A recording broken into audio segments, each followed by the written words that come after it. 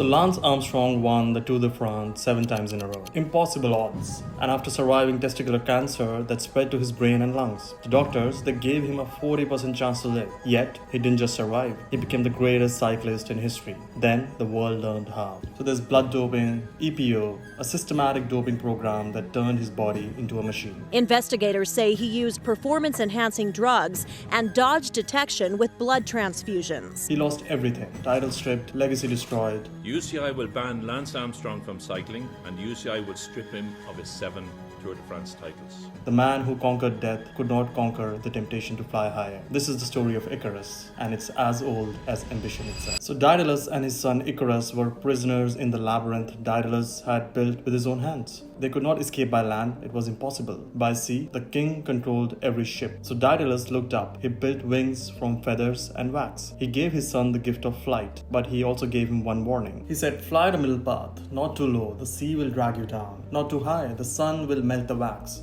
But here is the thing about limits. They only matter if you believe in them. Icarus felt the wind beneath his wings. One moment he was touching the heavens, the next he was drowning in the sea. So Lance Armstrong knew he was dying. Cancer doesn't negotiate with willpower. But instead of accepting the middle path, survive and be grateful, he chose the sun, not just to live, but to dominate. The EPO flowing through his veins was his wax wings. Each tour victory took him higher, further from the ordinary world of cancer survivors just happy to be alive, until the investigation came. So here's what everyone gets wrong about Icarus. Icarus wasn't the cautionary tale. He was the necessary sacrifice. Lance Armstrong's fall did not just destroy one man's legacy. It forced an entire sport to confront its limits. Made every future cyclist ask, how far is too far? Progress isn't made by people who respect boundaries. It's made by people who test them until they shatter. Someone has to fly toward the sun, right? Someone has to fall so others can learn to soar. The sun is still there and the world still needs its Icarus.